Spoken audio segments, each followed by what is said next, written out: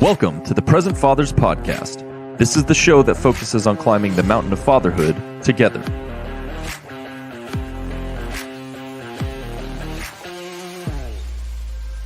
Our mission is to help fathers be present by sharing valuable ideas and concepts that will equip men to be the best father possible. Being a good father is hard work, but it is so vitally important. We believe that dads matter, and that's why this podcast is for you. So gear up, dads, and get ready. It's time to start climbing.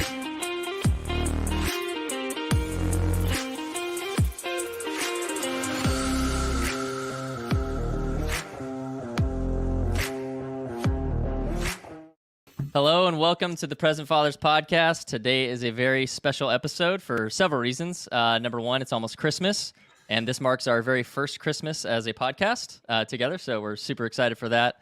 As you can see, we're a little bit festive tonight, and we're also very excited because Scott Hinshelwood has joined us tonight to share his story and talk not just about fatherhood, but what he does with St. Jude, and we're also very thrilled to take this opportunity kind of in the spirit of Christmas, set aside some time to consider donating to a very charitable organization that does outstanding work. And, what better way to have a wholesome Christmas episode than with Scott as our guest. So Scott only has limited time, so I'd actually just like to really just jump right in this tonight and let him get going. Afterwards, we'll kind of ramble about our lives and how things are going and what we plan for the holidays. So I'm obviously joined by the regular crew. We have the full party tonight.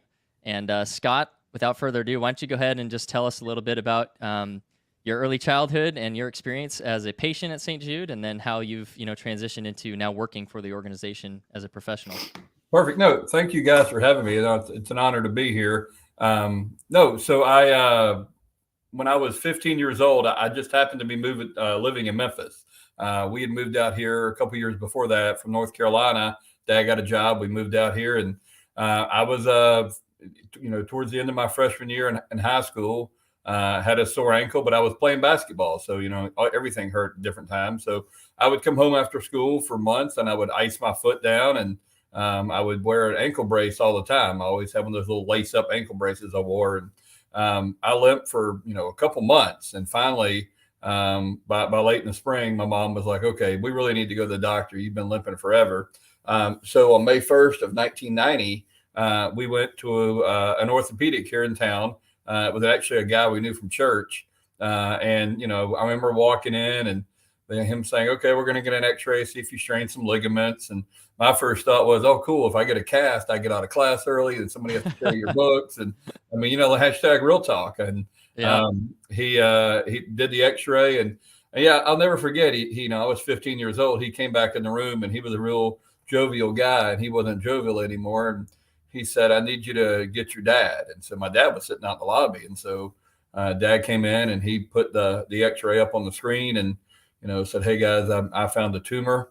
I have already talked to St. Jude Children's Research Hospital, and you guys have to be there at 9 a.m. tomorrow morning. I think it's osteosarcoma, which is the most common form of bone cancer in children, typically found in teenagers.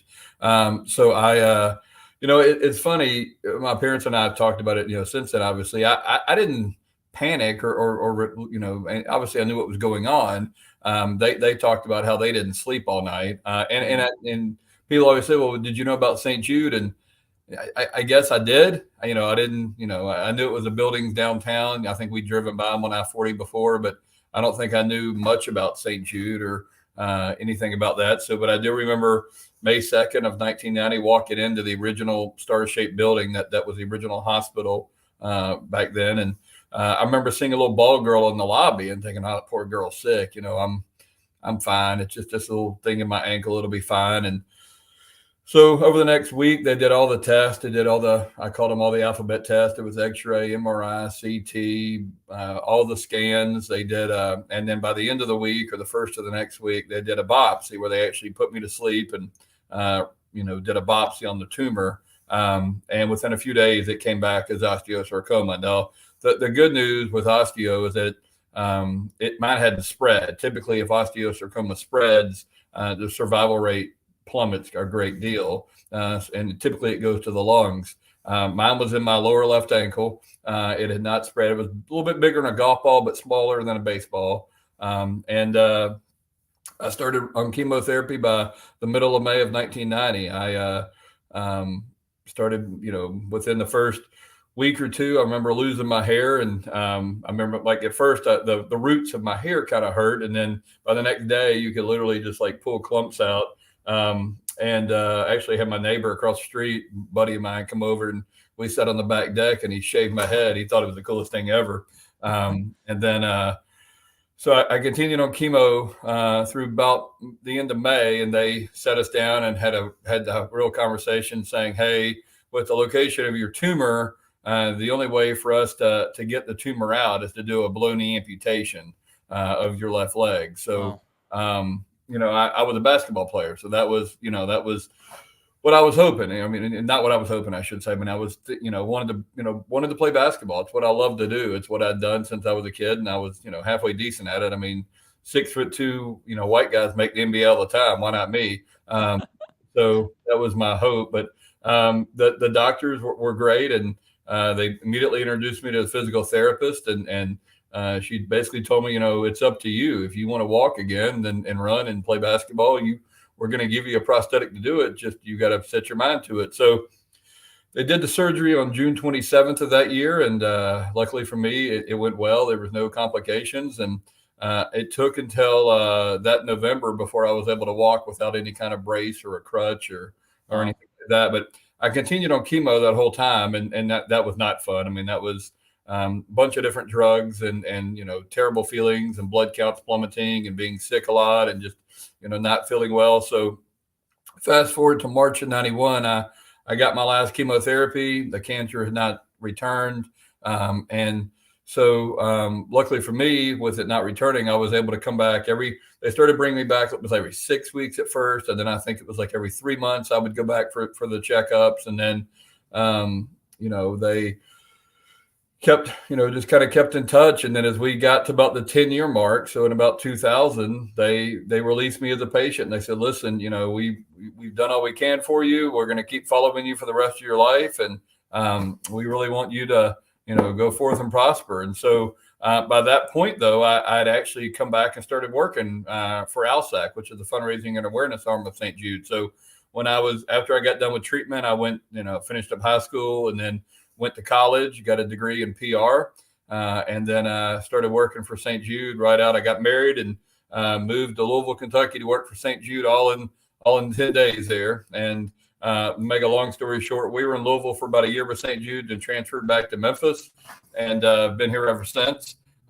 We started working for them on the fundraising side. So back then, my job was to cover a 4 or 5 state region. I went around and did multiple fundraising events, golf tournaments, working with radio stations to raise money, some galas and dinners. We even used to do the old capture for kids where we'd come arrest you at work and make you get on a cell phone and raise $500 to get out of jail at the local car dealership. We'd have some old lady like a judge that would sentence you to $500 before you could get back to work. That's funny. And so, yeah, it was so all of that. And then in about 2009, St. Jude opened up the life study. So this is where St. Jude wanted to look at the long-term survivors. There were more and more of us walking out alive, and their concern was, all right, well, they're alive, but what do we know about the treatments they got? Because all of these, adults now were treated as kids, and so now they're living longer, and we need to know what kind of side effects they're having. So they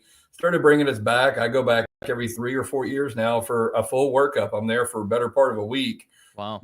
And so they look at long-term side effects that I can take back to share with my personal doctor. They worry about my heart. They worry about my kidneys. I lost some hearing on chemo, so I don't hear crickets. I don't hear watches beep. And like in a loud cafeteria environment, I really have to focus on what we're saying. And I'm really bad at the whisper game. And I only hear my wife when I want to, and she'll back me up on that. So, same. So from there, so now for the last better part of the last decade, I'm on the music and audio team here at St. Jude. So we work with a lot of country music, a lot of country radio stations around the country, and we fundraise with 2-day events, and we actually just had our, we had 100 events so far this month. We wrapped up Friday night down in Houston, and then so we work with a lot within the industry, and then we also work with Spanish radio, some rock stations, as well as some of our urban partners as well. So I love what I do. I get to go out and share my story, and work for the place that saved my life. And there's more and more of us walking out alive every day because of what St. Jude's doing. We treat kids regardless of race, creed, religion, or ability to pay, and we cover everything. So we take care of lodging, meals, travel, and all the medical costs. So all the donations that we get go into treating kids and their families, so that no child dies in the dawn of life, is what Danny Thomas said, our founder. So I'm blessed to be part of that. I'm blessed to be here, and I know that. And I'm married with 3 kids of my own. So I love what I do, and got a great life. I can't, like I said, I'm blessed. That's nothing. I can't say it any other way than that.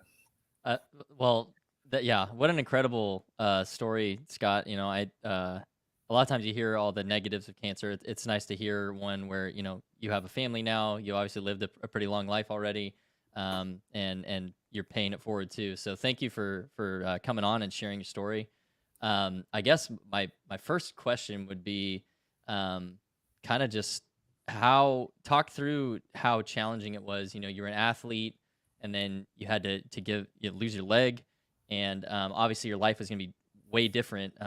Aside from just having to survive the cancer, as a teenager, I can only imagine that's got to be a pretty challenging mental hurdle to come over. It was. How did that shape you? Yeah, no, I think one of the things it did for me, and you'll probably laugh when I say this, I was much more introverted. I think when I was diagnosed, and when you go through it, and I changed a little bit. I became certainly more outgoing, more extroverted. I think from the middle side of me, it takes a little bit out of you, but you also realize, I'm bald and I've got one leg, and everybody's going to stare at you no matter what. And you kind of get through that. And then I had a great support system. I, had a great church support system, great family, great friends at school. My girlfriend then is now my wife. So that's awesome. All of those things. So all of that is, I think what helped me get through it. I mean, St. Jude was great too. I mean, obviously they have all the support there for you. Not only with, they're social workers you can talk to and things like that, but I think a lot of the other patients I met, there were 3 of us diagnosed the same, or 4 of us counting me. There was a boy from Mississippi with osteo. There was a girl from Louisiana with osteo. And there was another boy from Egypt with osteo. And his dad was a Christian preacher from Egypt. And he'd come over to the U.S. for treatment. And as you might imagine, language was quite the barrier there. But we would get together, and they would pray for me in Egyptian. And we would do the best we could to communicate with one another. This is way before cell phones and Google Translate. Right. There was a lot of pointing and hand gestures, but all 4 of us survived our cancers, and we're all doing well today. So that's awesome. So before I ask my second question, I think you need to take a minute and show off your pretty awesome Christmas sweater. Right. So I've got my sweater here. It says "Oh Snap." And then on the back, it says "Bite Me," and it is a one-legged gingerbread man. I don't know if I can get in the camera enough to get it all on here, but my mom found it. I can put you full screen here. Hang on. Absolute legend. Hang on. Sorry. Always been my dream is to have been full screen. So yeah. I'm trying. Hang on. I'm struggling with this one. Hang on. No, good. Not me. Not me. Here we go. How do I get out of this? You had me. You had it. Here we go. Let me do this, and then let's try it. So there we go. There we go. That is awesome. Gingerbread man. So yeah, it is certainly one of my prides and joys. My mom found it for me. It's one of those calls. Your mom calls like, "I need you to come over. I got something for you," and you're like, and she lives like 10 or 15 minutes away, so it's not far, but it's also like if you're not planning on driving out there, you're like, "Mom, this better be worth it." Awesome. Okay, so bring it back to a serious topic. I'm also curious on how did this experience, relatively early in your life, now shape you as a father? I would imagine that you had as soon as you had your first child, I can imagine that you had a very serious grasp on really how short life can be. No doubt about it. there were some patients that didn't make it. The kids I knew that didn't survive.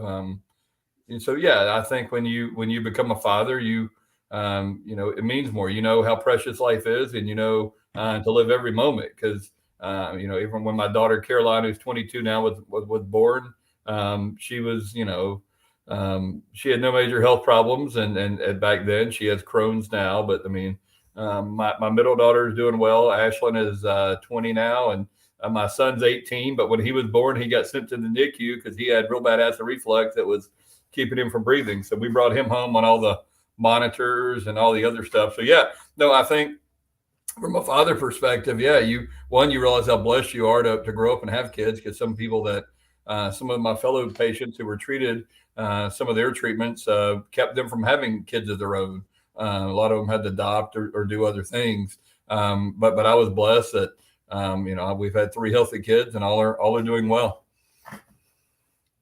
Awesome. Well, Scott, I'll pause and let everyone else kind of kick in now. But I'm really impressed by your story, obviously, and praise God that you not only survived, but you've lived a full life now and have your own family. And thank you for the work that you do, helping kind of pay it forward and making sure that other kids today can overcome it.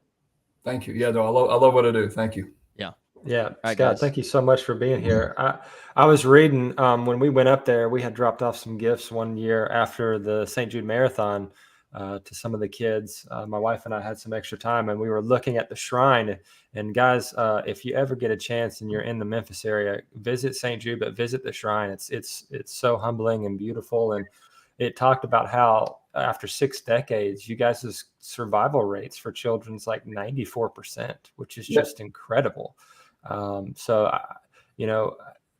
have kind of a 2-part question. You said your dad was in the waiting room and came into the room when the doctor had to give you the bad news. So, your dad being present, how did that affect you as far as your fight and your cancer? And then now that you're a dad, what kind of advice would you give to dads that have to have the unfortunate news of their children having a cancer diagnosis? Having Dad there, obviously it was a relief. Just he handled it with a deep breath, and I guess we talked about it a little bit. Like I said, I think we were both kind of processing in our own ways. We both, I guess, held out hope that the doctor was wrong, if you will. I mean, like, hey, we'll go into St. Jude the next day. They'll see it and say, oh, it's just a benign tumor or whatever. And so. Now as a parent, when my kids have been through different things, not cancer, but thank goodness, but other things. And, you have to, listen to them and support them. And I think that's where I was blessed, is that, I was an annoying teenager. I was 15, 16 years old that whole time I was going through it. I remember at one point I wanted I think I was a high school basketball game or something I wanted to go watch, and my counts were low and I wasn't supposed to be around people. And, I think it was probably late into my treatment. Like, I'd been on treatment for a while. And I remember my dad finally kind of snapping and saying, you know what, if you with low counts and you were to catch something, you could die. And it didn't really, as a 15, 16-year-old, you kind of need that punch in the face every once in a while, just to, not literally, but just to kind of remind, to kind of snap you back to reality, to say, this is serious. Like, we're following the doctor's order here. We got to do this. And so it's one of those things where, I think that was a big factor. And in fact, my physical therapist at the time, who was there, Lola, I was a 15-year-old. And when I came in that first couple of days at St. Jude, she gave me crutches. And she's like, let's not walk on your ankle. You can break it. Well, I was 15 years old and I knew a lot more than she did. So a couple of days later, I came back by to see her, and she looked at my foot. She said, you walked on that. And I was like, and she lit into me, man. She wasn't talking to a 6-year-old. She was talking to a 15-year-old. And she let me know in very much uncertain terms that she had told me not to walk on it. She could tell I've been walking on it. If I break the leg, it's going to screw up a lot of things, can lead to a lot more problems. So it was, I think, tough love sometimes can help, and especially a real conversation. So as my kids have gone through things growing up, I think you listen to them and you listen to the doctors and you support them. And even if it's just laying there hugging them while they cry, I mean, it's not always easy from your side or from there. So I think that's what I would take away from it. Thank you. Makes sense. Yeah. Well, I know you work with some pretty cool people. One in particular. Look, man, I love everybody I get to work with. We've got a great bunch. We've got some former patients on staff that I've gotten to know that have been through their own forms of cancer, and so yeah, we've got those folks, and yeah, and then if you're talking on the fundraising side, yeah, we've got I've been blessed to meet a lot of celebrities. I'm not a name dropper. I'm not trying to make it, but if you sing country music, I've probably met you at some point in the last 10 to 15 years. So we've been blessed with that, and they've been wonderful to support the kids and help us in a lot of ways. That's good. Yeah, it's super cool. Anyone else questions? Dustin, you look like you're itching. Yeah. So yeah. Well, I'm a pretty serious guy, as you can tell from the sweater. So I've got a relatively serious question. Right, well, I just think it's weird you wear them year round. I mean, that's whatever takes your boat. I'm just scared of those guns. He does live in Florida, so There you go. That's the excuse. Florida I saw him curling the whole time I was talking. Yeah. I thought it was weird. But You're just getting ready. That's Yep. He's got a kettlebell right behind him. There you go. So I know, when it comes to sudden cardiac death, a simple EKG, can rule out risks that especially young boys have, of dying on a football field, for example, without playing into too much, WebMD, fear of everything that could possibly happen. Do you have any advice for dads as far as basic things to look for? If you're seeing something kind of unusual in your child, can you think of a couple things that, are maybe worth looking at? Maybe go see your doctor if you're seeing any of these kinds of things in an otherwise healthy, say 14-year-old? yeah, I would say this, as a parent, trust your gut. I mean, like if you've ever listened to some of our parents, unfortunately tell their story of their child getting sick, it was they'd gone to the doctor a few times and they were dismissed as, oh, well, it's just an infection, or he strained a muscle, or whatever that was. And they kept saying it just didn't feel right to me. That my child wasn't acting right. And so most of those stories end with the parent demanding more tests. And sure enough, they finally run an MRI, CT, whatever the test is, and it comes back with a mass or a blood cancer or whatever. So I would say this, yeah, if your child is showing symptoms, or you're not comfortable, or something doesn't feel right, then ask for more. I mean, I definitely think that's one of the takeaways as somebody who's worked there for 25 years and been a cancer survivor for well more than 30 now is trust your gut, especially as a parent. I mean, we, taking my kids in, my son, went in and he had a sore knee, and that's one of the knee is normally where they find osteosarcoma, and he was right around the teenage years. So, I mean, it's one of those things where, there were a lot of PTSD in there, from my dad perspective. And it turns out he just had a nerve that had kind of flared up or whatever. And they ended up having to kind of numb the nerve. But I didn't hesitate to take him into the ortho. And even though, in my head, there were all kinds of worries and fears. In fact, the doctor looked at me, and once he looked at the medical history and said, Dad, this isn't anything like what you had. You can take a deep breath. And I was like, that definitely helped. You bring up a good point, though. You should err on the side of being pushy and like making sure, because it's your kid. And at the end of the day, yeah, you're going to make a doctor a little frustrated, but he'll probably never see you again if you're wrong. Right. So, right. And I mean, it's one of those things where, if one for your, mental health, and you help you sleep to run all the tests that need to be run. Especially if you've been before, like if you go in and say, hey, my child's limping or not doing this, or there's these problems or bruising or whatever it may be, and nothing happens that visit, or you come back again, you really need to push for more if it doesn't feel right the first time. Makes sense. That's good. Absolutely. And then one quick follow-up question to that. Since you were treated many years ago, what are some of the big changes that have happened in terms of detection and treatment that we might not know about? Well, I think for one, and this was sort of happening back then when I was going through, my tumor wouldn't allow for it now because mine was in my ankle, but with majority of osteos being found in the knee, they're doing a lot more limb salvage nowadays. So back in the 80s, and even probably around my time in 1990, they were still doing above knee amputations in a lot of ways. In a lot of cases now, not in every case, but in a lot of cases, they're actually able to go in and do a limb salvage where they remove the contaminated parts of the bone and the knee joint, and they put in a fake knee and additional metal rods where the bones were, and the patient's able to keep their leg. There are some challenges there as they grow. They'll have to lengthen it, things like that. But in terms of long-term survival, they can, they don't have quite the hindrances I do of, when you don't have a leg, you've got to put one on to go somewhere, or you have to get crutches or a wheelchair, or you better like hopping. So, I think that's number one. The treatments for, as you mentioned earlier, just looking at survival rates, when St. Jude opened 60 years ago, it was 20% overall, and it's 80% today. But you alluded to the 94%. So that goes back to acute lymphoblastic leukemia, ALL, which is the most common form of childhood cancer. When we opened the doors 60 years ago, it was a 4% survival rate with a death sentence.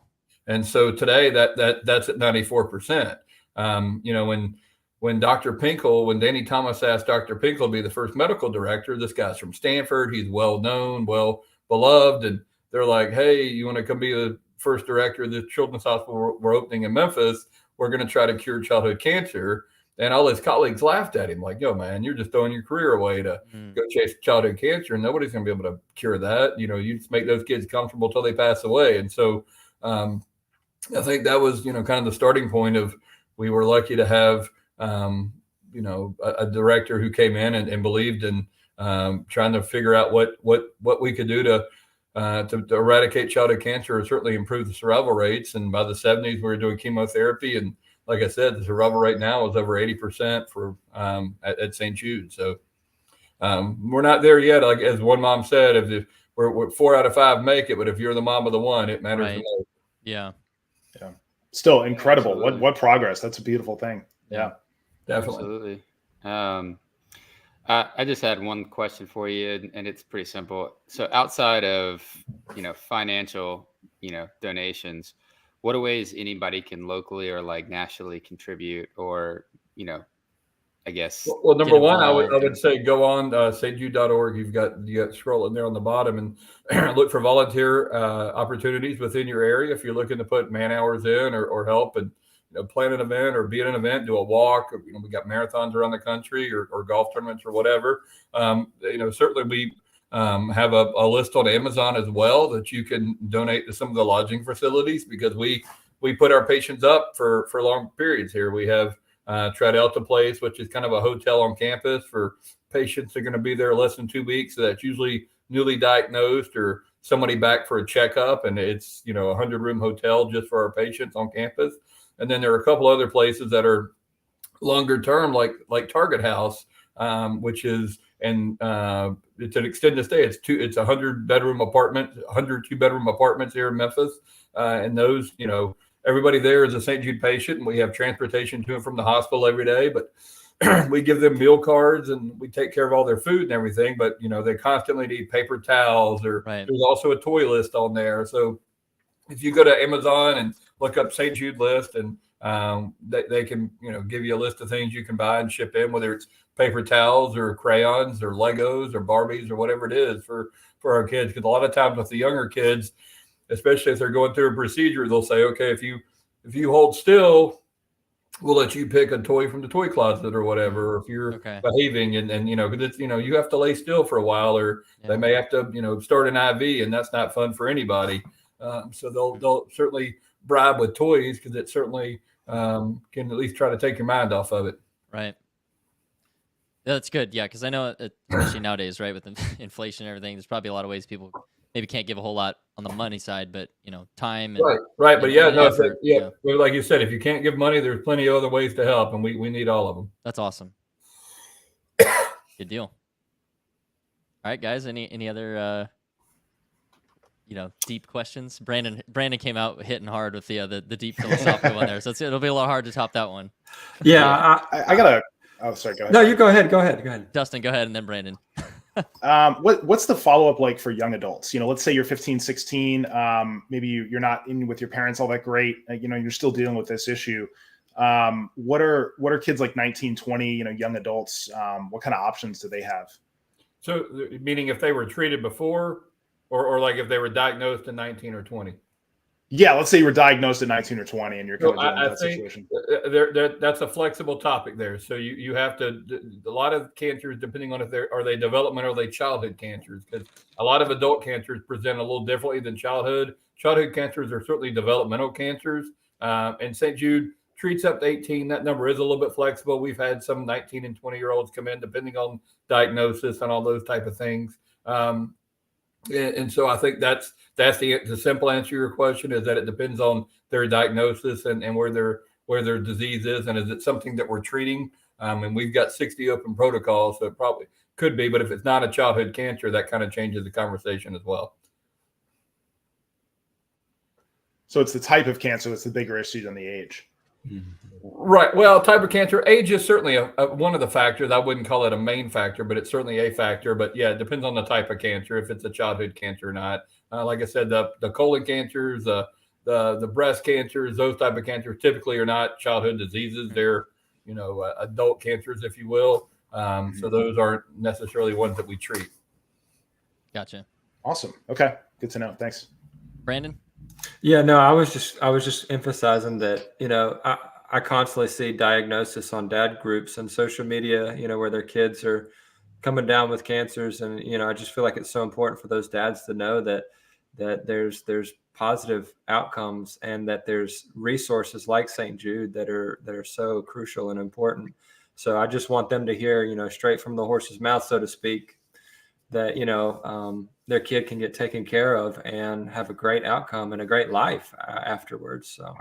No doubt about it. And so the other thing I'd like to add to that is, you guys are from all over the country. You'd say, why would you help a hospital in Memphis? Well, one of the most important things St. Jude does is we share our research freely with the world. So if anything we develop, anything we learn, we immediately put out to the world. We don't sell it. We don't do anything. So if your daughter's or son is diagnosed with a cancer, and with your local wonderful children's hospital, wherever you may be, we'll provide a treatment plan, a protocol free of charge to that hospital. This is exactly what we do at St. Jude to treat, this type of cancer. And we provide that, and we share all of our knowledge out there with hospitals all around the country. So, we're the world's largest pediatric cancer hospital, but we share it freely with all those around the country and around the world, for that matter.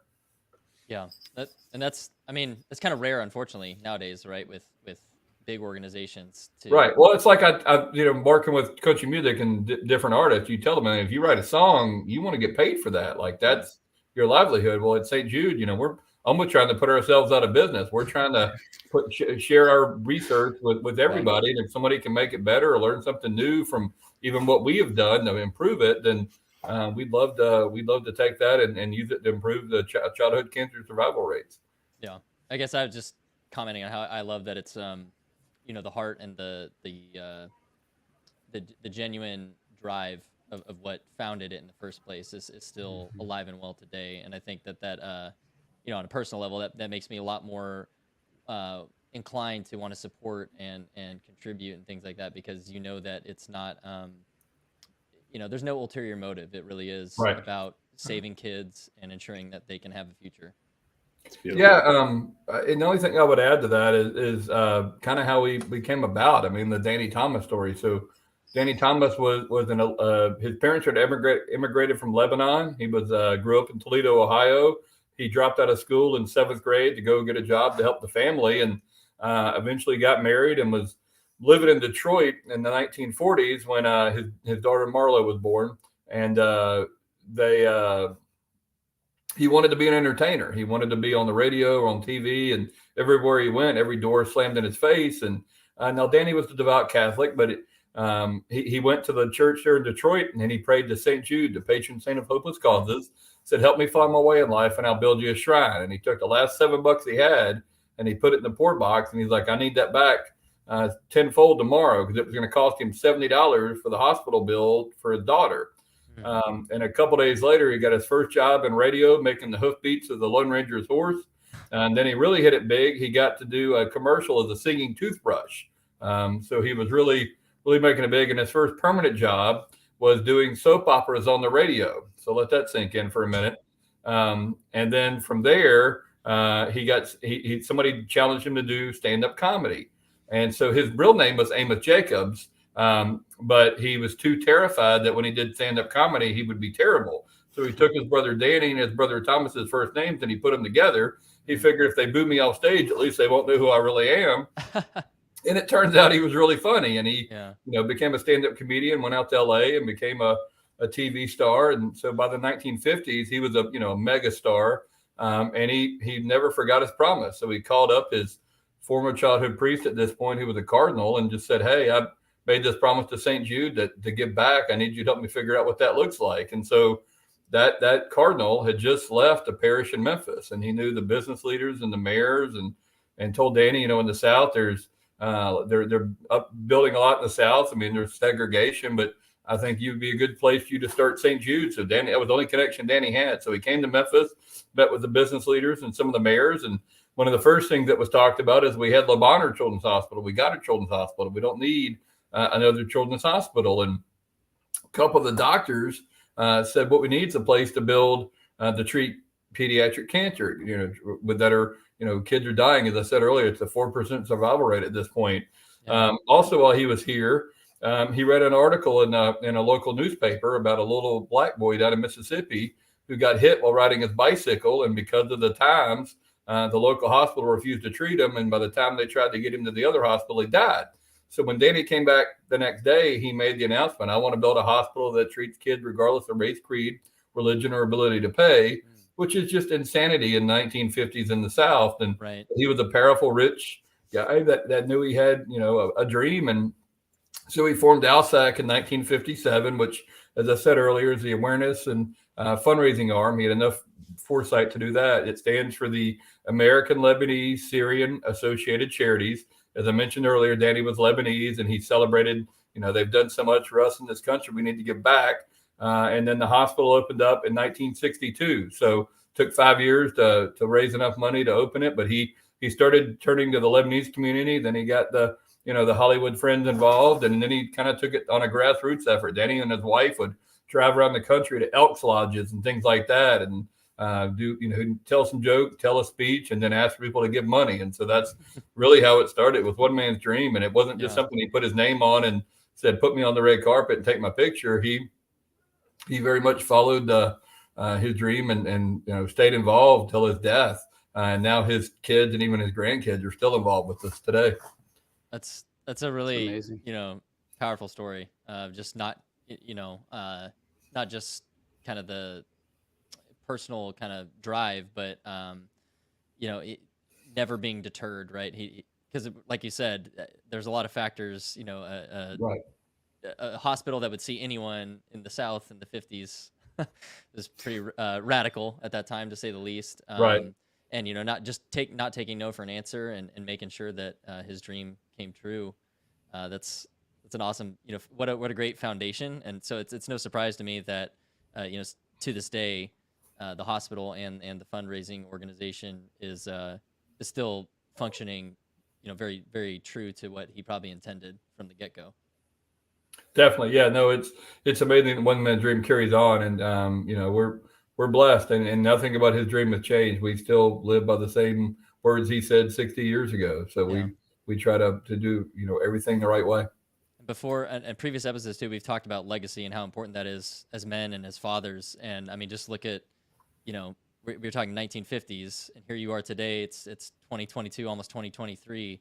You're just one small, little branch off of that legacy that he started, and just how many others, are going to exist now because he didn't take no for an answer. So that's just a really awesome story. It's almost hard to believe it's true, right? It's like if you wrote that in a fiction story, no one would believe it.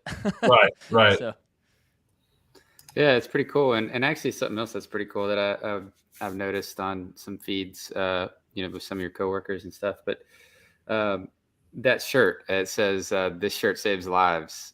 That's a really big campaign I've seen St. Jude pushing lately. I think that's such a cool shirt. I gotta get a few of those for the group. We'll have to wear them on one of our casts soon. That's my team. So if you'll shoot me a text with sizes and addresses, I can make that dream happen as early as in the morning. Oh man, All right. Very nice. I'd love that. Yeah, publicly. We're gonna wear them next podcast. For Yeah, let's make that happen. Sure. And if anybody wants one of those shirts, they can go to musicgives.org. But so we created that shirt about 5 years ago, and me and another St. Jude cancer survivor. It was kind of our idea, and we basically had over almost 1 million shirts go out since then. It's been wow.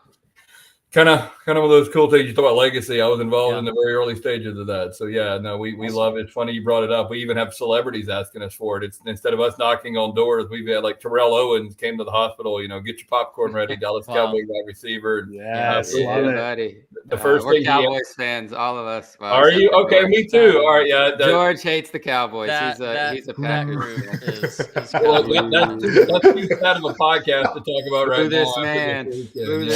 All right, I'm out. No. So speaking of legacy and being Christmas time, just something happier to talk about. What legacies do you have in your family, or like traditions for Christmas? And like, what's your favorite? Just out of curiosity. So, growing up for me on the Hinshelwood side, we would always go to my grandmother's house in Richmond, and my dad had 4 brothers and sisters that would all come in with their families, and it was just an old 3-story house, and we'd all pile in there and stay for a couple 3 days, and growing up, and then Christmas morning is the big. Everybody would take one present at a time and pass it around the room, which as a kid you kind of hated, but it also it gave everybody a chance to kind of open their presents in front of everybody. And Christmas Eve dinner was always our huge dinner, and then we would go back to North Carolina where I was growing up, and we would have Christmas dinner with my other grandparents. But so to continue that tradition on, my mom still hosts Christmas dinner or Christmas Eve dinner. We'll be over there, I guess it's Saturday night. And so that's her night. Like my in-laws will do Christmas Day dinner, but my mom is Christmas Eve, and you can go ahead and lock it in. And we were just on the text about what we're bringing actually right before I came upstairs. Nice. So Nice. I think that's just it. Just having family, especially Christmas Eve, Christmas Day, and always making it about the family and having everybody you can get into the house together. We have several of my wife's family that live kind of in the area, but we don't always get to see them for whatever reason. Everybody's got busy lives or whatever, but it's just one of those days everybody gets together, and it's good times, and you don't bring up any of the frustrations you may have with them. Yeah. You just got to hang out and usually try to find topics around sports or whatever to talk about that are infuriating. Absolutely. Just really easy things like politics, right? Right. Yeah. You could certainly have a whole different kind of themed dinner if you go too far down that road. Yeah. Absolutely. WWE match at that point. Justin, what do you guys do? Yeah. So for me, like, I think one of my favorite traditions is my mama, as we call her, my mom's mother. She bakes cookies, and she has 2 different cookies she does. She does a fruit drop cookie. And if you don't know what that is, it's kind of like an oatmeal cookie with like a gumdrop in it, a bunch of them, and they're fantastic. But my favorite is her crinkle cookies. They're these chocolate crinkle cookies with like powdered sugar. Oh gosh. Put the cookie down. Yeah, the fat boy in me cannot get enough. So Scott, just the put the cookie down thing is something we give our buddy Dustin over there a lot of crap for, because he was a personal trainer for the longest, super in shape guy, but he has a cookie addiction. So we call him the Cookie Monster. But yeah, so definitely tradition with my grandparents. We cook. We do a Christmas dinner. We always do a turkey. My mom, our family's gravy. We have a white gravy mix. It's been in the family for a long time, and I've learned to do it, and it's fantastic. I love it. So we always do like a turkey of stuffing. And yeah, I'm Clark Griswold. I love lights. My son and I are going to have that tradition. My wife's going to murder me because we live like in an area where there's not so many lights, but I'm going to be like, so it's going to be great. But so we all know how Justin's going to die. It's falling off a ladder. Or getting electrocuted. I'm going to be like, I don't want to speak it into existence, but yeah, exactly. Got it. All right, Dustin, what about you and your family? George. What's your, I willed it. No, Yeah, I don't want that to happen. All right, Dustin. Love midnight mass. That's always been a classic with my grandmother, with my mom. We always made sure to make that happen. Love the candle lights and all that. That's just has to happen every year, and it's a lot of fun. Brings us all together. We tell each other why we appreciate each other, and just have those great conversations. And then being a Florida man, we always jump in the pool or the ocean, depending on which is available. May or may not have clothing on, depending on the situation. And it's just kind of a Christmas, New Year's kind of thing. We just I knew you wouldn't have sleeves. I just didn't know about the rest of it. Yeah, right. I was going to say, actually you were making me look really bad. Until he's only wearing the sweater right now. There's actually nothing else. That's why he's sitting exactly. down. If I back up, we're in trouble. That's right. So yeah, that's always kind of a ring in the new year, kind of thing, and so that's one of our biggest traditions there. Cool. All right, B, what are your differences since you and Justin have now moved across to different parts of the world? Yeah, so I think just getting the kids excited about Christmas. We do an Advent thing with our Bibles where we basically have a little small lesson every night. And so as a family, starting on December 1st, we set aside some time for us and the kids to sit down and go through each of these as Christmas approaches, and we get them, more and more excited. It's only this many days left until Santa Claus and all that stuff. And so we do that. We put out decorations inside the house and out. And then we go drive and see the Christmas lights. And then there's also our park, Ballard Park here in Tupelo. We have a bunch of Christmas lights set up by the city, and we'll walk and take the kids to go look at it and do all that stuff. So that's kind of our main things, other than, your standard get with the family and eat and, that kind of thing. So. But yeah, it's exciting. It's my favorite season. Even though the past 2 Christmases I've had, COVID or illness, I'm very excited that this year I'm healthy by the grace of God. So awesome. Yeah. I'll be really quick. We don't have a ton of huge traditions, and I'm kind of the weird one. I live away from all my family. They live on the West Coast, and I'm here in Tennessee. So my wife's, I kind of revert to my wife's side of the family unless we're visiting mine. But we do a Secret Santa thing every year, and that's just kind of fun to try and guess who got you the thing and whatnot. And I'm always that guy who gets you a gift card and wraps it in 27 different boxes for you to slow, progressively bigger and bigger. But no, we don't really have any huge ones. Do a little bit on Christmas Eve, and then Christmas Day, everyone gets together. And Scott, I like what you really highlighted. Is it's not really about any of the things or the stuff. It's even if you have close and don't see each other very often, right? It's just that time to set aside with your family. Thankfully, I was able to just go on a trip for a week with my family that I don't get to see very often. There was 16 of us, and we went to Cancun. And so for me, that was just, it wasn't the place. I mean, obviously the place is amazing. It's pretty hard not to have a good time on the beach, but just being able to see my cousins and my brother and their families, and just to spend a lot of really good quality time. Just, that was almost, Christmas came early for me this year. So, Very cool.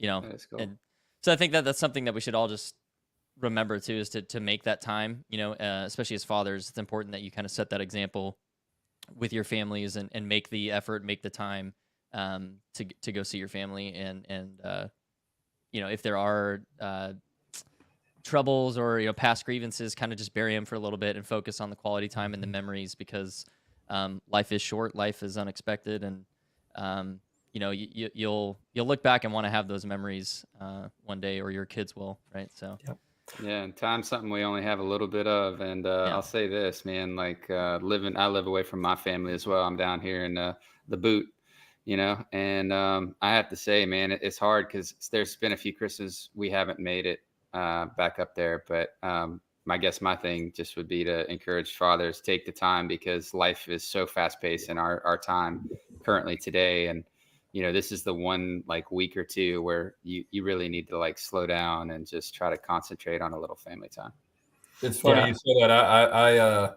I spent this morning, I'm off work starting for the next 2 weeks. And I knocked out a few emails this morning and got the expense report turned in. And then I was like, hey guys, this is it for me. I'm out. You can text, but for a while, you're not going to hear back. Yep. I live and die by the phone all day long, every day, but I'm going to try to step back. And if it's not a sports score, I'm probably not going to worry about it. Nothing too dramatic, I don't think, can happen while I'm off for a couple of weeks. Yeah. Nice. Yeah. You get that extra time like Brandon. He's going for the Mr. Rogers job. I don't know if you guys heard about that. Yeah, He, yeah, yeah. yeah, he It's a was singing beautiful a day in the song. neighborhood. Yeah, he was singing a song and putting on slippers when he got on. It was weird. Yeah, yeah. I got the shoes on and everything, man. Won't you join me? No. I don't know. What are you cooking? Listen, so to me, I love that y'all mentioned time because it's the most valuable asset that we have and that we can give to anybody. I think about this a whole lot. You know, me being Mr. Philosophical, Mr. Rogers over here, I think about time and being intentional with my children. And if there's one thing I know for a fact that I would recommend for dads is intentional present time that's uninterrupted, without phones, without technology, without distractions.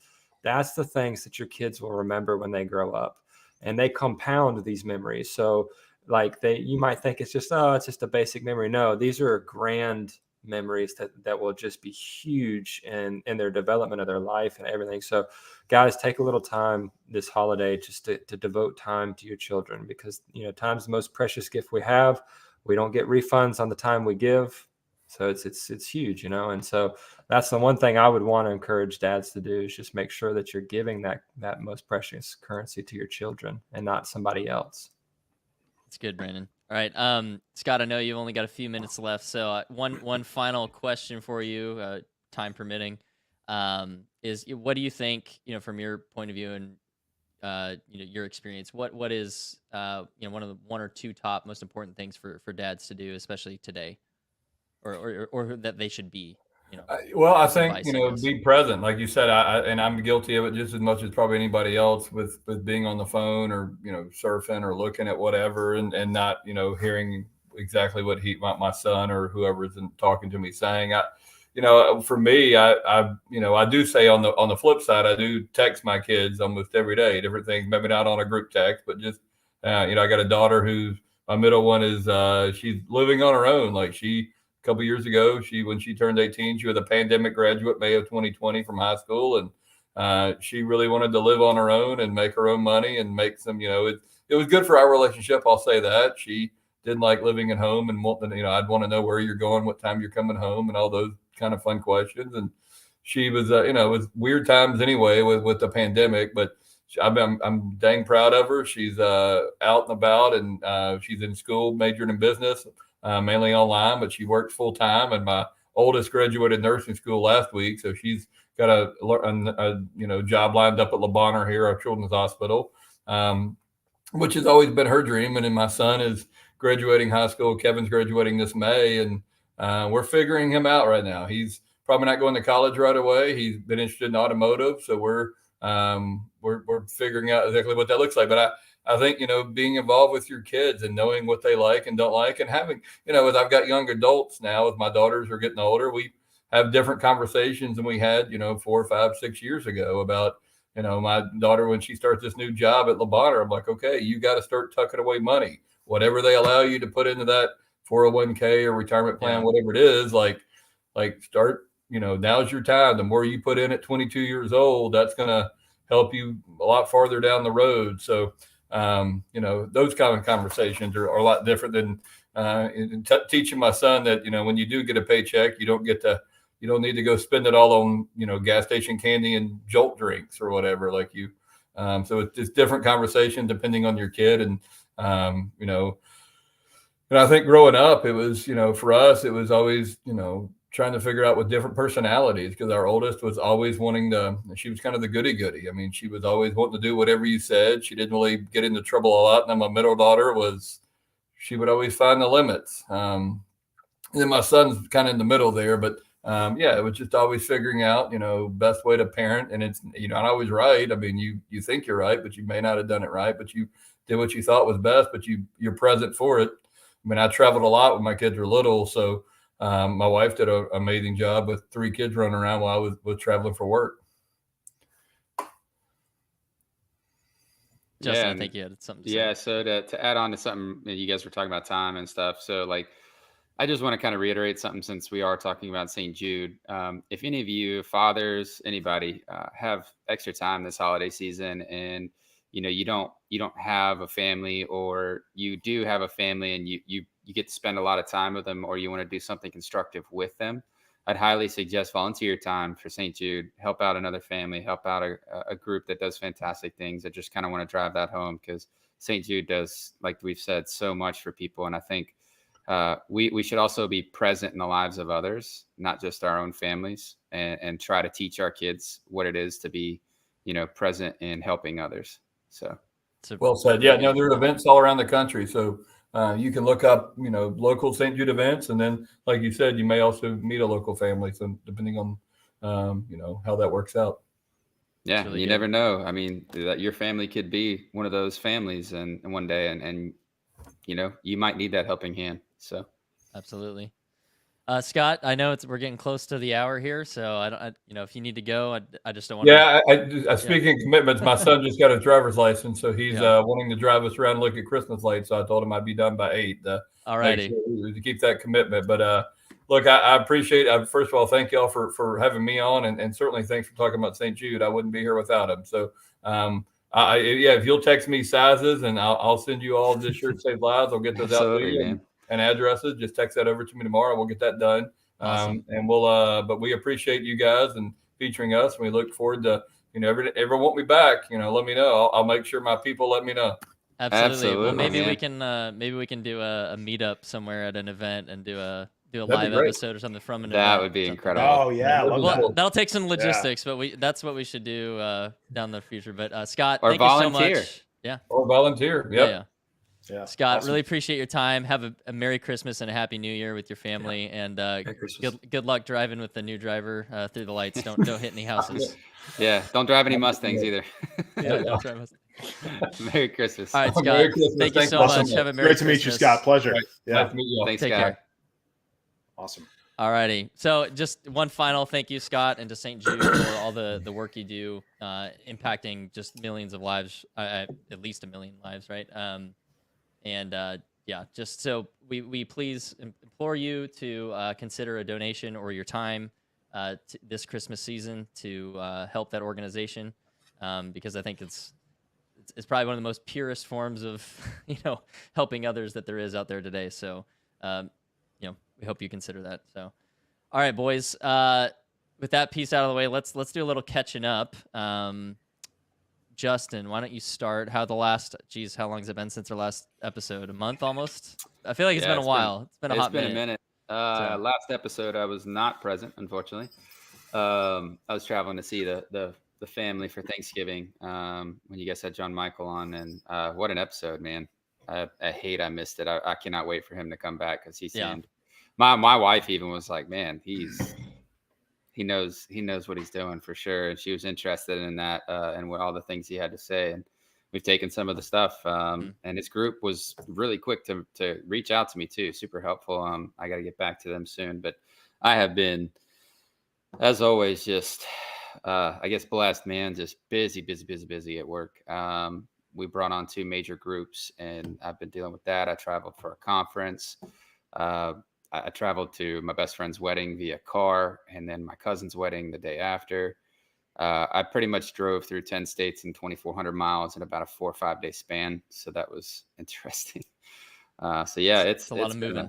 Oh my gosh, man. It's been a hectic month. This week I was in Shreveport and Winsboro and Alexandria, Louisiana, just going all over, man. And then just trying to come home and, like we've been talking about, be present. As you can see, the house is done up. Ainsley did a phenomenal job making it, fun and Griswoldy for me, but classy, for her. A little blend of both of us. But it's Bennett's first Christmas, and we want Bebop to really enjoy it. We're gonna try to create some traditions this year for him to carry on with us, and we're just excited, man. Get some family time with hers, and then Brandon and his lovely wife and children, and my parents are all coming down, as well as a good friend of ours, Steve, who's pretty much family. They're all going to come visit us 2 days after Christmas and stay for a week.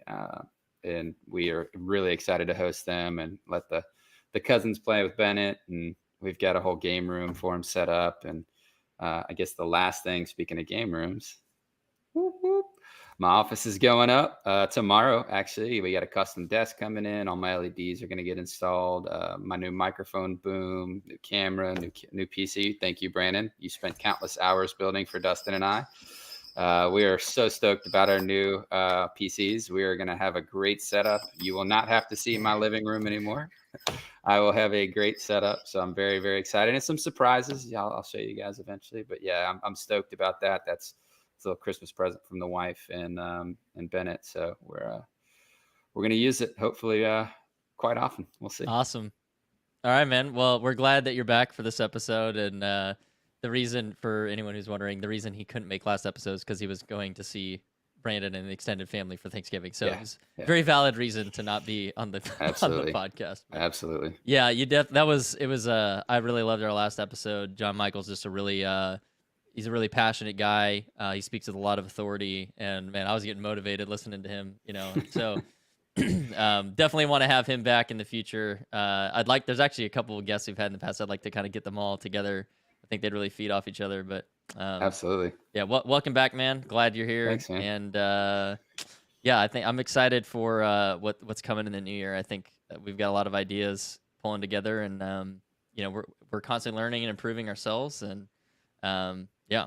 So Dustin, let's go to you next. I looked. It's been about a month almost since our last episode. So, how have you been? How's the last month been? It's been good. Yeah, definitely. As far as keeping commitments and, keeping our friendship strong and, putting in the work, of course, we haven't been doing the long form podcasts, but our regular viewers have probably noticed we put out a lot of shorts recently. That's been a big push for us. And that's been so much fun collaborating and putting together all the editing and all that kind of stuff and seeing what works and seeing what doesn't. And testing the waters. Yeah. And I really appreciate you guys for keeping commitments. We told ourselves we're going to experiment with this, give it a shot, see how it works. And I think it's been even more successful than we could have imagined. So we've got some really exciting plans for 2023. I'm just really excited to keep this going with you guys and, keep reaching out to fellow dads and, and making a difference in their lives. Along those veins, I did a personal annual review. And that was just a wonderful experience. New Year's resolutions, they're kind of, they don't really do you much good. But reflecting on what worked for you and what didn't the previous year is just really valuable. And as far as being a present dad, I think I give myself a D- at best. I always had something else that needed to be handled. I had some financial issue or, I've got to respond to this guy on Twitter or something that, ultimately just isn't that important. And, for me, I think I'm someone who needs strict structure and rules. And I haven't necessarily had that for myself. Data has been really beneficial for me. If you have an iPhone, it's going to break down all of your screen time, all the different things like that. And I averaged this year over 6 hours a day of screen time. Wow. Which I don't really watch much TV or use other screens. So pretty much all my screen time was on my phone. But nevertheless, I don't even want to add that up for the whole year of how much time, that I was responding to text messages or arguing with someone on Reddit or, something that I didn't need to be doing. At the end of the day, that's of negligible benefit. And a lot of that was happening while my son was present. And I'm a little bit embarrassed to admit that to you guys, but I think I need to because that's priority number one. I'm part of the Present Fathers podcast, and I wasn't that present with my son. And that sucks. So that's something I'm really going to work on. I'm asking you guys to hold me accountable for that. Check in with me. I'll let you know and make sure that I'm making the changes that I need to. I've got a plan that I've put together, as far as what I'm going to do to make those changes and how that's going to work better for me. Ultimately, we talked about time. I can never have that time back with my son. Yeah. And, that random Redditor that, disagreed with me, it doesn't matter. Stupid Melvins. It's the Melvins. Yeah, exactly. Melvins, yeah. Yeah, they get me every time. And it's very easy to get sucked in and say, this is important work. I'm trying to build a presence. I'm going to do that, whatever. Yeah. It's not. Oh, I'm guilty, man. Ask Brandon. He knows I'm the first to speak up. I got to work on that myself, man. Well, Dustin, I appreciate your honesty on that. If we're honest, probably everyone is guilty of that. Absolutely. to some degree. So that's a really good point to bring up. I think that's something we'll do in the new year here is an episode focused on technology, both how it draws you away from your family, but then also kind of the pitfalls that you need to watch out with your kids. I think that'd be a really valuable episode because the world we live in today is driven by screens. It's just Absolutely. how it is, right? We're always on the go, we're always on the move. Several of us here travel for work, so you work off your phone half the time. It's hard to put that thing down. It almost becomes a habit. So I appreciate your honesty on that. I need to be held accountable to it as well. So I'd like to see what you have planned and maybe see if I can kind of implement some of that in my own life to make sure that when it's not screen time, I'm fully present in, the moment. So thanks for bringing that up. Yeah, man. Brandon, how about you? Well, if you can't tell with my mic muted half the time and me coughing up a lung, I have just recently recovered from my second bout of COVID. Paxlovid is an amazing drug, just a side note. So just trying to get through that. My kids have been sick multiple times the past month, but praise God, they're doing good. Ben got through flu and COVID 2 different weeks, and Bayla as well. So we're just trying to get everybody on the mend and get back into our holiday spirit with energy. Yeah. And no coughs. If we can do that, we'll be in good shape. Yep. As far as the new year, Dustin, man, thank you so much for your transparency, brother. That's the only way we can sharpen our iron is by knowing what the target needs to be. So I'm so happy that you took the time to target what needs to change, because we all have something that's like that. We all have things that we could be transparent on. It doesn't matter how awesome of a dad or husband or person you are. You're not Jesus. You're going to have faults, and you're going to have to grow on them. You're going to have to target them and grow. And that's what we want to do here, target our faults and grow. So very excited about that. But other than that, just for me personally, I'm ready to get in the best shape of my life. I've really let that fall down. Like, every avenue of my life is so wonderful and so blessed, except for my health. And so I'm trying to improve that. I'm got to follow up with my cardiologist due to my COVID stuff. And then once that's cleared, man, it's all put the cookie down. Yeah. After that, it's all gas, man. I'm going to try to get, because it's just about, like we said, time, longevity. You want to be here for your kids. And I'm not doing that with my body. My body should be my temple, and I need to step that up. So going to work on that in the next year. And I'm excited to where the podcast is going. Love all the hard work, guys. Thank y'all so much. I really appreciate it. So that's all I've got for good deal. Christmas all right. Well, holiday. hoping here's to praying that everyone gets over all the little bugs and Ronas and whatever else is flying out there, that everyone's healthy going into the Christmas day and subsequent days off, hopefully. So like I said, we went to Cancun. That was a really awesome time, not just because of where it is. Obviously, it's a beautiful place. And the beach was just incredible. I mean, I woke up the first morning there and just saw the sunrise, and I made a short about it. I think actually I was just like dumbfounded by how beautiful it was, and just God's creation and stuff. It's, we take for granted how much just raw beauty is out there. So that was kind of nice to wake up and just see the sun and the ocean and everything. And it was December and 80 degrees, and I was like, wow, this is it's how Dustin feels probably. But that was nice. And the nicest thing about it though is just all that time with my family. I live a little over halfway across the country from the bulk of my family, so to be able to get to see them and just spend a ton of time with them was really, really nice for me, but also is kind of our first real extended vacation with all of that family with my daughter, and so getting to see her interact with my brother's kids and the cousins and everyone, and just having a great time. It was for me, it was definitely one of those memories that is going to stick with me for a long, long time. So that was kind of the highlight of the last couple of weeks.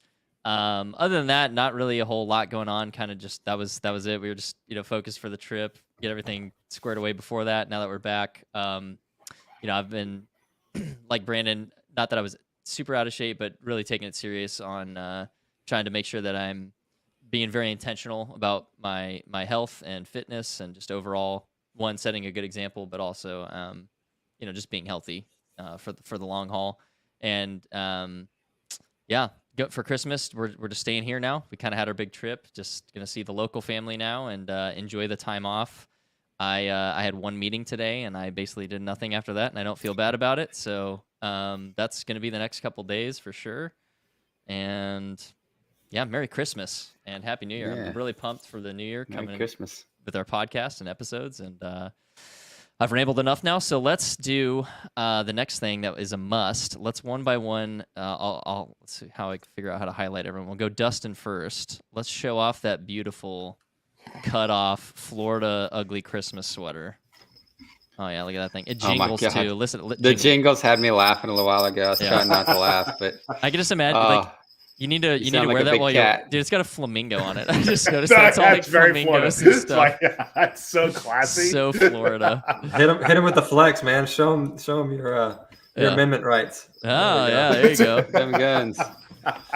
That's awesome. There we go. Love I'm it. trying to figure out how to get it back to all of us. There we go. All right, Nice. Justin, you'll go next. Lord. Had to censor you a little bit here because it's a family friendly podcast. It for the lights most part. up. It's got all these lights all over it, and it's a penguin. He's like, but Is you kind of see is what the it says. scarf on him like actually? It's like a real scarf. Oh, it's a real scarf. Yeah. Yeah, man. Very It's nice. a legit. It's Very it's ugly. A legit. It's very Yeah, ugly. I like it. Yeah. It's pretty great. All right, Brandon, your turn. Mine is just Merry Christmas, you filthy animal. And it's Very based nice. out of, giving a little Home Alone homage. So it's a little bit Mr. Rogers, a little bit Home Alone. Yeah. All I right. like to do that. Very like good. to represent. He was one of my favorites growing up. If there was ever a good father figure growing up, it was Mr. It's Rogers. true. There is actually, I think I want to say Netflix. There's like a documentary on him. It's really good, man. He, kind of like the founder of St. Jude's. He really believed in wanting to set a positive example and do something of value, and he just was never deterred from it. And it was kind of like just always loving kindness. Anyway, just really, it was really good. I'm normally not a big like documentary fan. I really don't like a ton of that kind of stuff unless it's super historical. And I was really impressed with that one. So yeah, he was definitely, if you're gonna have a role model, he's a good one. So, all right, I'll go next. Last but not least is this one. It is Darth Vader says, "I find your lack of cheer disturbing." And then so had to nerd out a little bit in that one, and of course my Oregon Christmas hat, and I also have my Oregon Santa. I was drinking my coffee earlier. Oh wow! So, yeah, we're going full Christmas mode here. I have a Oregon ugly sweater too, but you guys told me to wear the Darth Vader one, so that's what we went with tonight. But I like it. alrighty, I'm out of ideas, so I'll kick it up to whoever else has the next topic they want to discuss or chat about. I kind of want to. Oh, sorry, Dustin. You go ahead. No, I already Dustin- cut your brother off. You go ahead. I'm not going to do it again.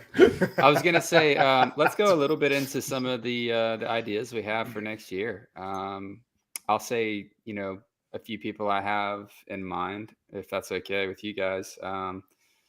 People that I would like to see come on the show and why. Or would you guys rather stick to topics? No, that's perfect. Go ahead. Yeah. Yeah. So one of the people that I really, really have been encouraged by lately, and I've read an awesome book, and it's just a good book to read over the holiday if you get a chance, but it just came out.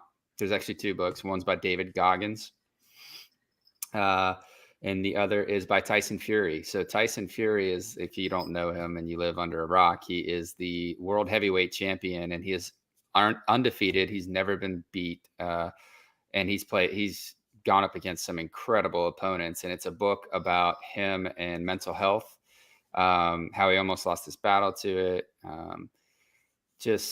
I don't know, man, like he's so inspiring because he talks about how he dug himself out of the depths and darkness. So it's a book called Gloves Off. I highly, highly, highly recommend it.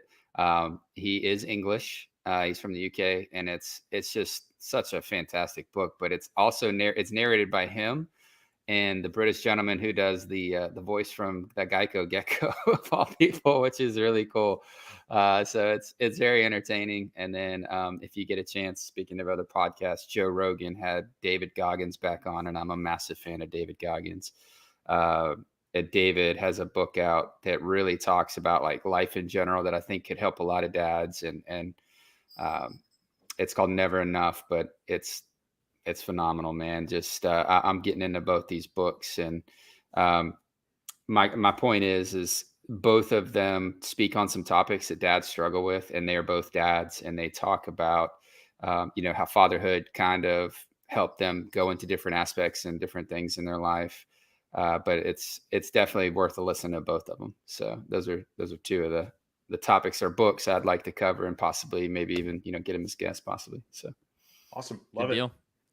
I think Brandon, we're working on getting through a book, and I think we'll probably do that in January.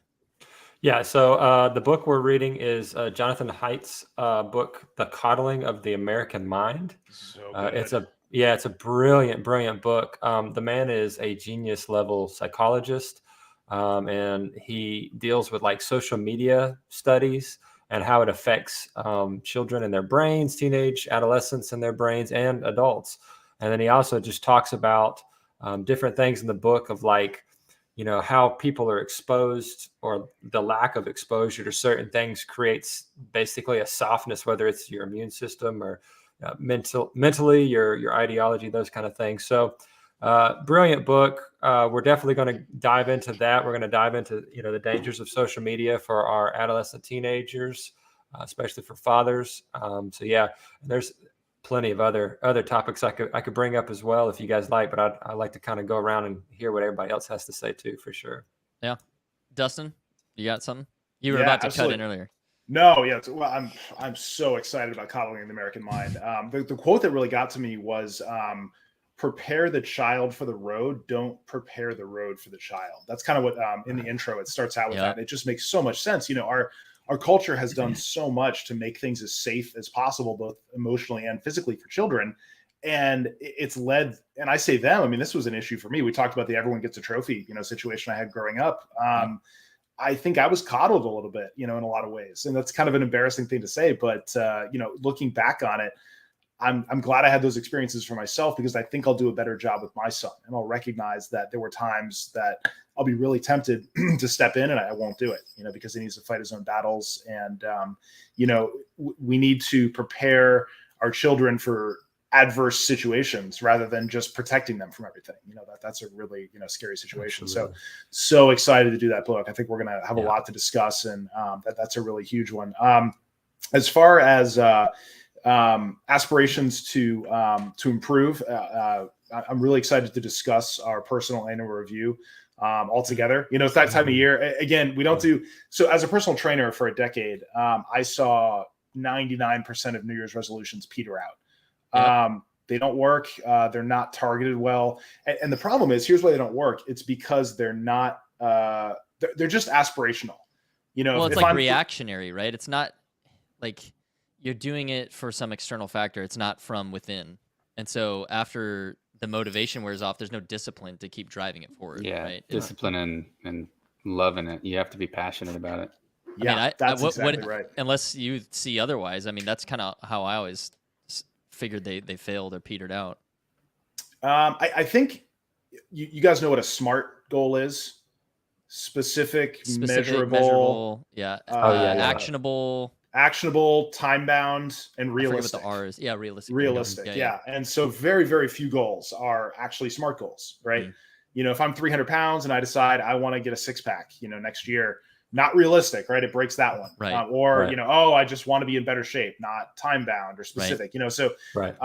So the annual review allows you to really get into stuff where you're like, okay, where did I do really well? And that's important too. The last thing you want to do is be, I'm the worst person ever, and I suck. You have to make sure that you talk about the good things as well, so you can hit those too. And then that is how you get a really strong goal that can get to all those targets. And so when I talk about my personal plans to really have effective change, it will be a SMART goal. That'll be an essential component to it. And we'll talk about a couple of those. And man, I mean, that's what it's all about. That's as a dad, it's really easy to get locked into I'm just going to be here for my kids. I'm going to work. I'm support staff, and that's about all, I can do, as far as that goes. And we can all have better relationships with our wife, with our children, with ourselves. But it requires really powerful action and change that honestly, most of us just don't know how to do. And so if we can reach even one dad and teach you how to, we all want to change. We all want to be a little bit, I wish I was a little bit taller. We all want to make those changes to move into that next level. And a lot of us just don't know how to do it. And so I'm really excited to talk about, if you do want to make a change as a dad, here's how you can actually do it. Here's where people fail, why most people don't succeed. Here's how to be that unusual kind of person who actually succeeds in making those changes with those goals you want to make. Yeah, that's good. Let's see here. Topics. I've actually been kind of racking my brain on this, and I'm kind of still at a loss because I don't want to just rehash something that's just a little bit slightly different than something we've done. I want to go off in a completely new direction. I guess it would be the social media one. So I guess I'll take ownership for that one on trying to find technology in general, right? And kind of I'm kind of the generation that grew up with a controller in my hand almost, right? We had the Nintendo. I know there was Atari and all these there was some like predecessors, but nothing really. The Nintendo really kind of hit big, and like everyone had one type of thing, right? So I'm kind of that generation. I'm the youngest in the group here, where I never really didn't have that in my life, and it's only just it's just increased and increased and increased in my lifetime, and then so for my kids, even more now, it's like they don't even know what a VHS is, right? So I think it's something that we should be very conscious about. I think it's something that dads should get in front of. And I think in a lot of ways, it's something that we, well-intentioned parents have completely fallen behind on, right? Because like the electronic babysitter and all this kind of stuff, it's very easy. It's very easy to sacrifice your presence, your role to technology. And even if it's for good things, like it's not like it's all bad. Any good thing that is, how do I put this? I had a colleague when I worked in Texas. He had gone to, it was some seminar or something like that. Maybe it was a Bible study. And they were talking about, the whole focus of it was too many families today in America have too many good things going on that it's killing their family, right?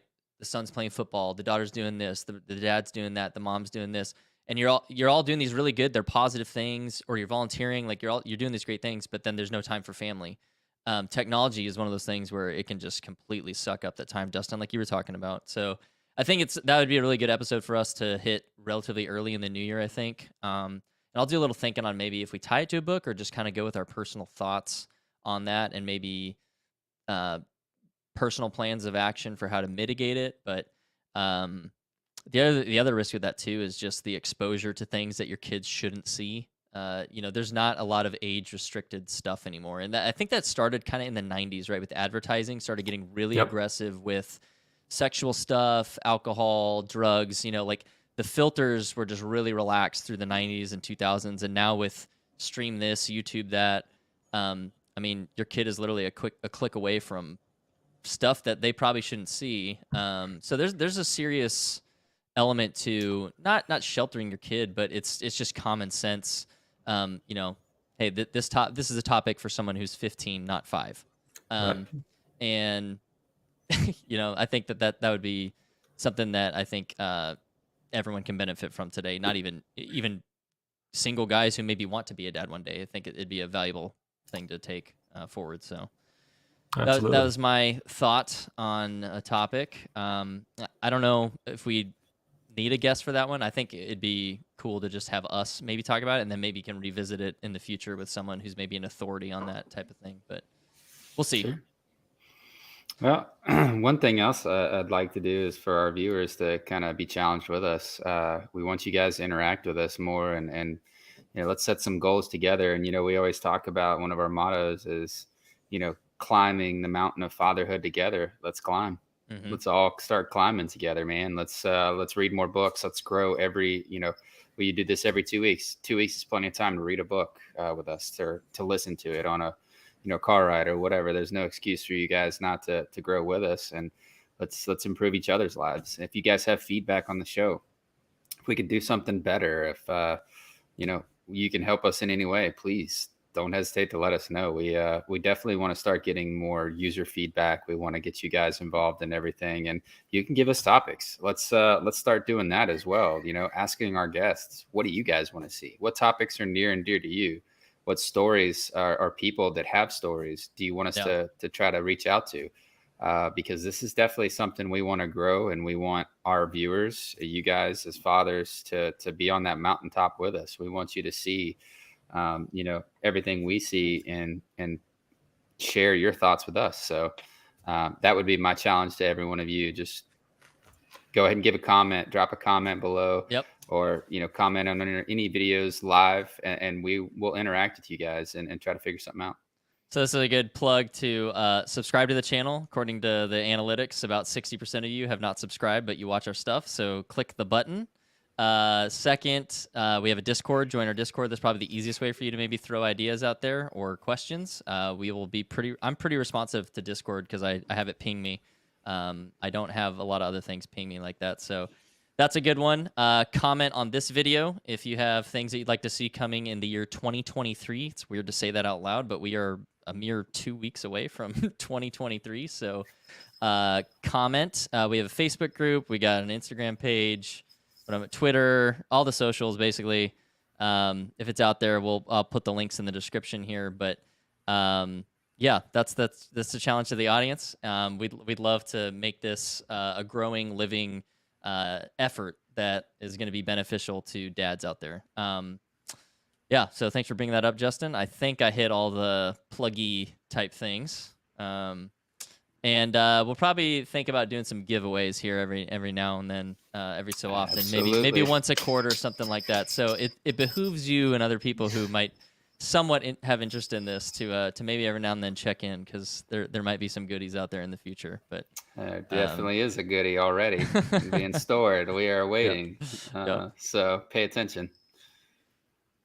Oh, yeah, I like that. So, idea, Dustin, I think that we should kick off the new year with the personal review thing. That was your idea, right? So I agree. I think that'd be a great episode. We'll try and do that like the very first week of January.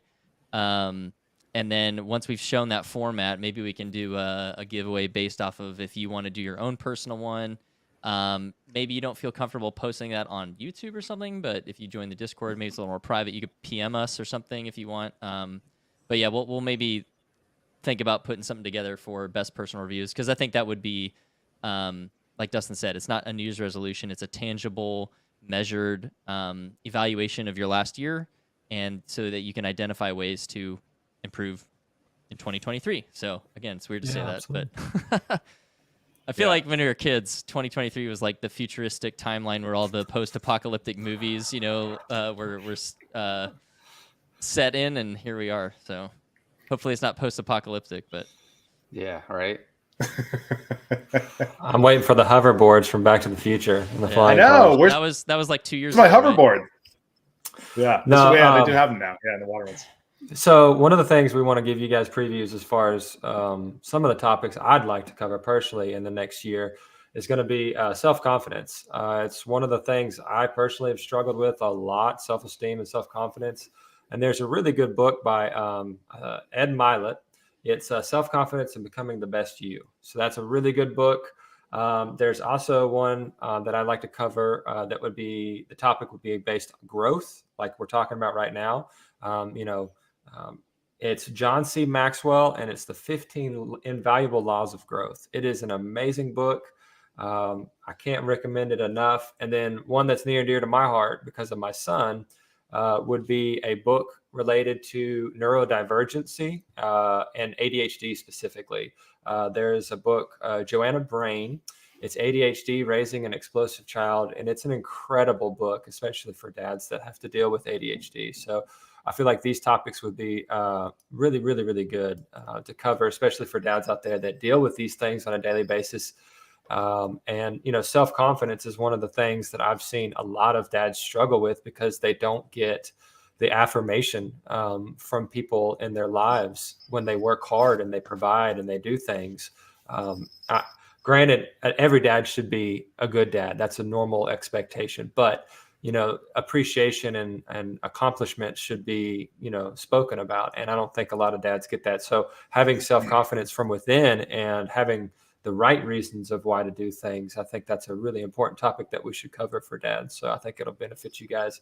And my goal for this next year is I promise to create as much value for you guys as possible. That's just my main goal, is anywhere I'm at, whether it's with my kids, my wife, at work, I'm going to go above and beyond what's expected of me to create value. And that's what I promise you guys as the viewers and the listeners. Awesome. One, you sparked one thing that we've addressed before with Dr. Bill Harley was, the appreciation and kind of acknowledgement, right? I think he listed as one of the biggest needs for men, which I think most people don't realize that how far that really goes. I even my wife was like, well, you're really good at all these things. I was like, yeah, but the only person in the world I want to have acknowledge that thing is you. No one else matters. And she's like, oh, I never really thought about it that way. And so I don't know if it's a cultural thing, but so wives out there or girlfriends, whoever, if you're out there listening to this, tell your man, if he does something really good, it means the world to us to just have that acknowledgement. It may sound stupid to you, but it goes a long way. We're simple creatures, right? We like to eat good food, work out, and have someone tell us an attaboy, so. I like a good old attaboy. Anyway, so Dustin, you had some topics you were going to bring up. Yeah, the main one I want to do, and I think we talked about it a few months ago and then didn't follow up on it. I want us to challenge each other and our viewers to some personal challenges. So let's make the personal review. The first challenge: be honest with yourself, take the time, and really get after it. And then after that, George, you're my role model as far as eating healthy and having the discipline that I don't feel like I have right now. And it's something that I really want to, keep working on. So, if I can challenge myself to do a fast that's longer than I've done before, a 2 or 3 day fast or something along those lines would be a really interesting thing that we could all benefit from. So if we, as dads can find a reasonable thing where fasting maybe not a great example. We don't want unhealthy people not eating for a week. Right, so bad example there. But, if we can find some good challenges where we can say, okay, this is, specific goal that I want us all to get better at, and we can challenge each other to be better at this. I think that can make next year a lot of fun. Okay. And we got to keep it smart, right? So, specific, measurable, actionable, realistic, and time bound. Time bound. Yeah. Is that right? Mm-hmm. Is that the right? I don't know if the A is correct. The other 4 are right though. Specific, measurable. We'll find it. No worry. We'll look it up. All right. Okay. I got y'all's first challenge. I challenge everybody here to read David Goggins' book, get a good kick in the teeth right at the start of the year. It's called Never Finished. I promise you. Okay. He talks about discipline. He talks about drive and motivation, how motivation's garbage. He talks about, if you want to be good at something, okay, be good. But if you want to be great, it takes going beyond your 100%. When you're at your absolute breaking point, push even further and show yourself. Because if you stop at that point, you're just going to play to that point every single time. Yeah. And your boundary is that 100%. Man. So unless you push it. And so, he talks about boundaries and how breaking them is what makes you unique and what makes you great and makes you better at stuff. So let's push each other, fellas. Let's read that book, man. Would you say you need to snow yourself? Yeah. Snow yourself, please. I'll take the tape off for you later, Dustin. You just made me think of the Darth Vader. Have you seen the meme where it's like snow? And he's, I'll find it. We'll play it. Hang on. I'm gonna go. I got on an mute. ice box here. I'm brother. gonna go on mute while I find it. You guys. Yeah. He went muted. I'll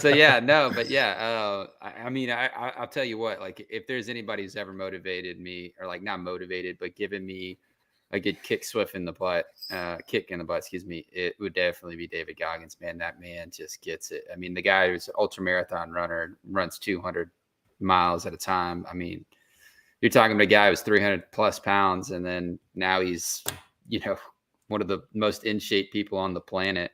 And he talks about people he thinks are even crazier than he is. And it's pretty inspiring, honestly, because I've got a little bit of a dad bod going on right now. And I'm making excuses, not getting up. And I'm like, I got to get my run on. I miss running. I know a lot of people hate running, George, for instance, because it was a job.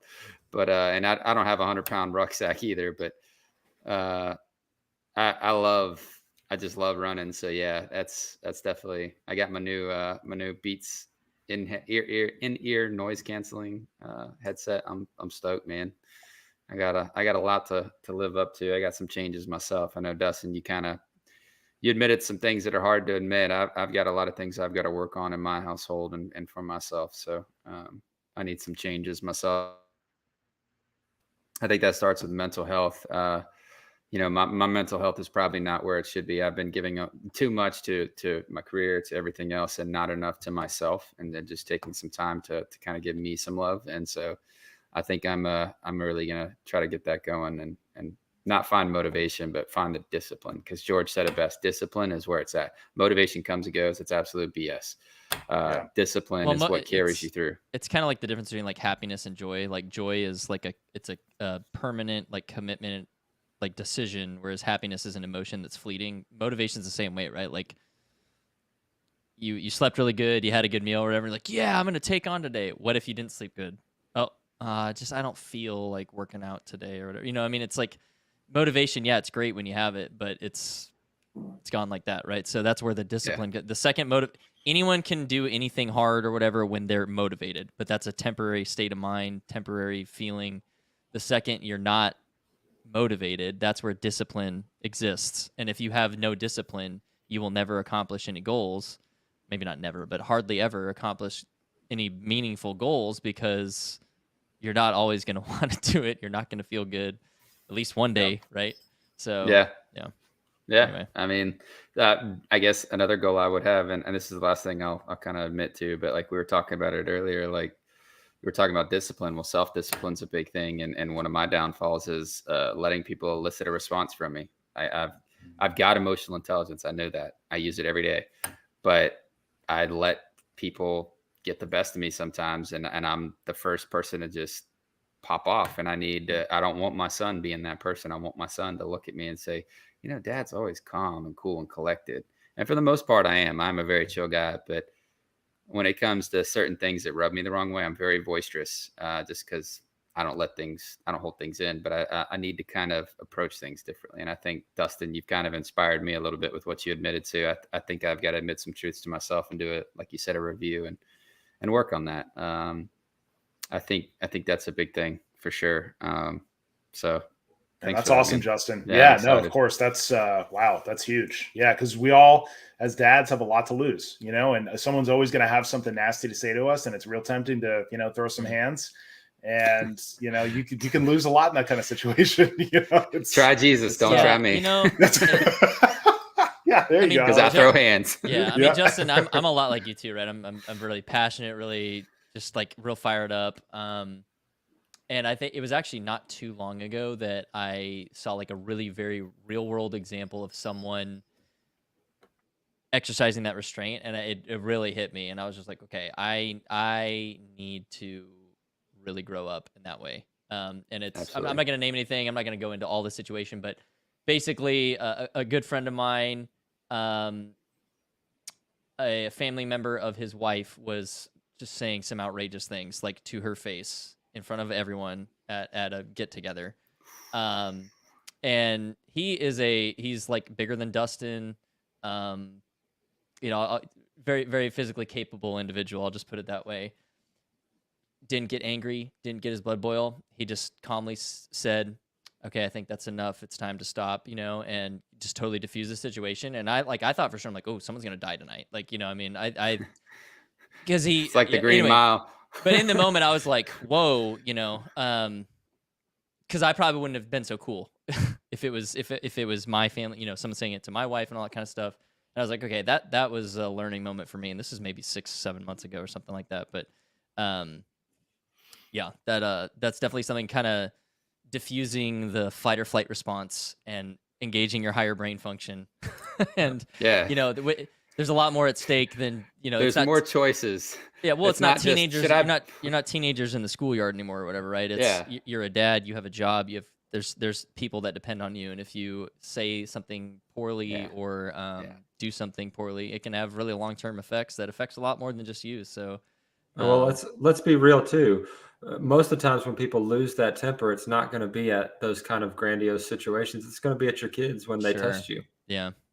And you don't want to be the person that shuts your kids down and turns them to be peer oriented instead of parent oriented. Yeah. So you got to have an open line of communication. You have to keep the bond unsevered. And the only way you can do that is having emotional constraint. Mm-hmm. So and it's a discipline, right? It's a trained response, right? So if you that's why it's not easy. You have to untrain the bad habit and retrain a new process. And you're right, Brandon. You got to realize there's a different road to take. It's not let's slam the body or the soul out of this body next to me for saying what he said. It's let me show my son why I can be a good example and show him how to handle things that can help him in the future. Because like violence can get you. It can get you killed. Honestly, these days, people are crazy, man. The world's going nuts. But again, 9 times out of 10, especially with 2 kids, it's going to be your kids that test your patience more than anybody else. And so, one of the other books that I do want to mention is, or topics that I'd love to talk about is ego. Men are very egotistical, ego-driven, and there's a book by Ryan Holiday. Ryan Holiday made a book called "Ego is the Enemy," and it is. I'm going to miss that episode. You need the accountability. We all do. I'm just kidding. But anyways, it's emotional control is tough for sure. Yeah, absolutely. I agree, B. That'd be a good topic, man. I'd like to delve into that. Yeah, that's a great one. Ego is the enemy. Yeah, it's good. All right, well, we're growing the list here. We need to. I forgot to take notes. I haven't been taking live notes. I got it. Yeah, we'll get this we're making a video or something that we can rewatch. You know, Can never get it back. That's right. Sarcasm. Never get it back. It's a second language. But yeah, no, I'm excited about Christmas. I hope you as our viewers are excited as well to continue this journey with us and climb higher. Let's hit some summits, man. Let's do some big things, make some big changes. I think on that note, George, you want to lead us out, man? Not quite yet, Dustin. So when you were kind of talking about, the discipline on like diet stuff and everything, maybe we kind of had a fitness episode a little bit. It was very like broad, generic. Maybe let's go into, we could do another one specific to kind of the discipline around diet and things like that. That'd be hugely beneficial. Yeah. And I like maybe what we can do is I'll just talk through like what I do. As kind of like the starting template, and then you guys can shoot holes in it or get feedback from others or the audience or whatever. And but it sounded like Brandon, we were talking about it today via text and stuff. Brandon, it sounded like you were, hey, like I might want to try that. I'm not a doctor, so obviously disclaimers out there. It's just one guy who drags his knuckles around and works out what works for me. So if you have serious like medical issues or whatever, you need to go like see an actual professional about that, not me. But for assuming just general health, maybe that could be a good episode we do relatively early in the year too, because I think what I've learned too is not that you have to like have this super elaborate diet with tracking all these numbers and things like that. It's more about the little disciplines, like at the store not buying the sugar, at the store not buying the dessert or whatever, right? Only getting the things. So then when you're at home and you're like, oh man, I really want a snack, the only snack is like something that's not really bad for you. So I think that's where a lot of people go wrong. Maybe there's little things like that I think that would be valuable potentially. So I don't know if that would help you, Dustin, but we could. It sounded like you were kind of going down that way, but yeah. I'm on the SAD diet, the standard American diet. Yeah. And it's not great. Nope. So it's time for a change. Yeah. Okay. Absolutely. The other, and the other thing that to just go off on a little bit of a tangent there that really like got me even thinking about it more was, not just because I was like, okay, I need to like dial it in and get a little bit better back on track because the last couple months haven't been so good in terms of me just fitness wise and stuff. But I watched that show with my wife on, I think it's like National Geographic. I think it's Disney Plus or something. I forget which.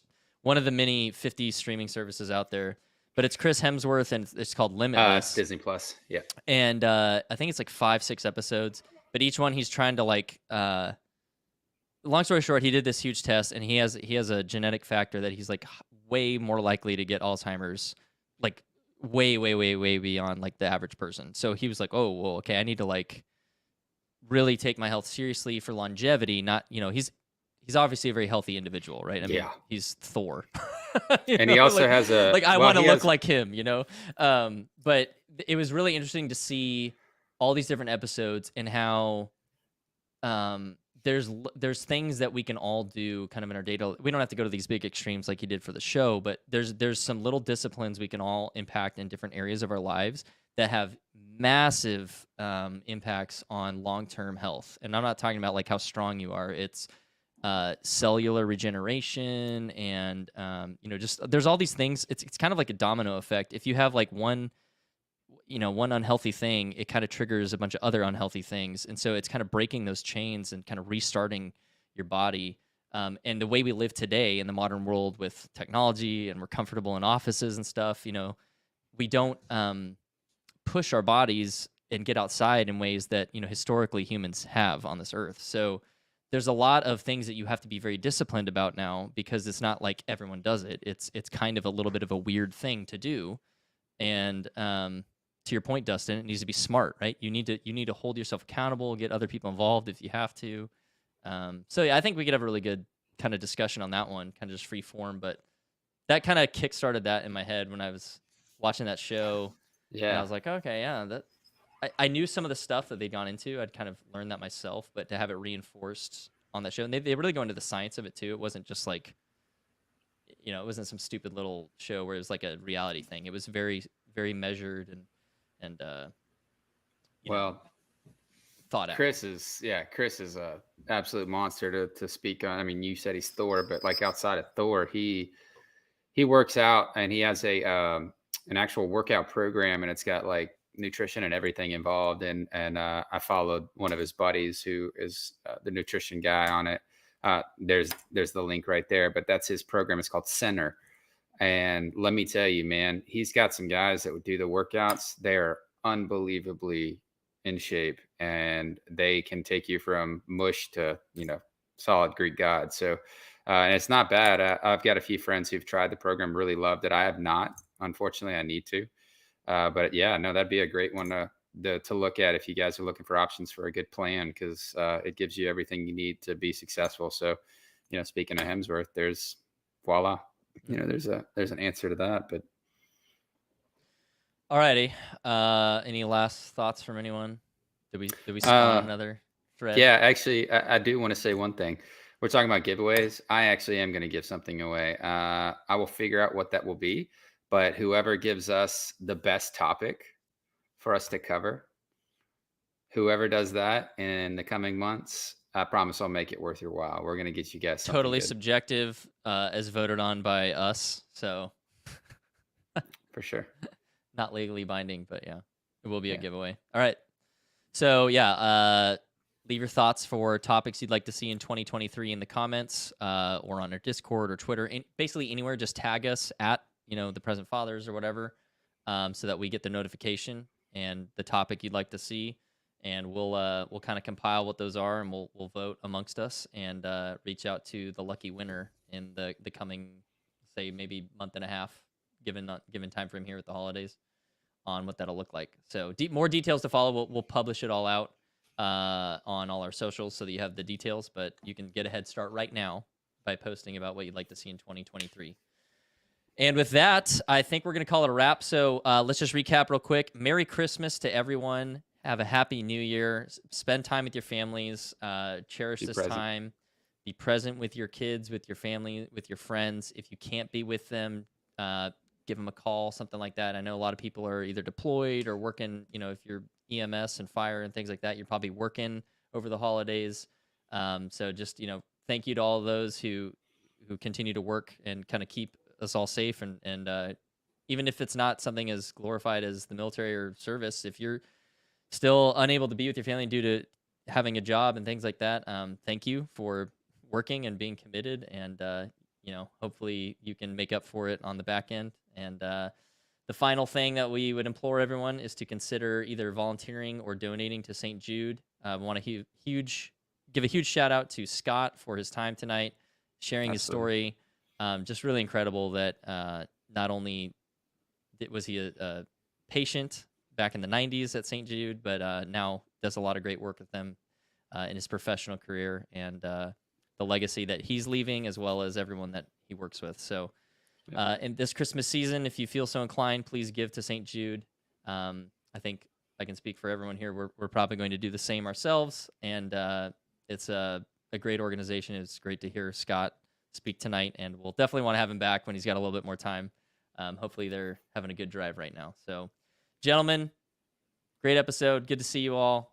We're all finally back. I feel like we've all been spread to the four winds in the last couple episodes. So we are all got the band back together right before the end of the year.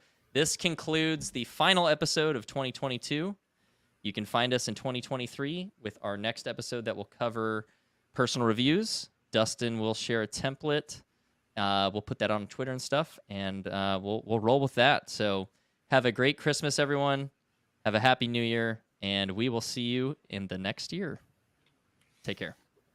Take care, guys. See ya. Merry One Christmas. second. I'm really bad Merry at this. I got to Christmas. get the video back. Here we go. Thanks for watching this episode of the Present Fathers Podcast.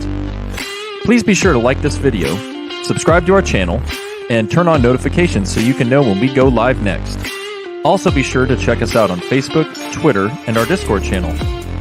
It's our desire to grow this fathership together and support dads out there. If you think this channel would be beneficial to someone you know, please share it with them. We look forward to seeing you in the next episode.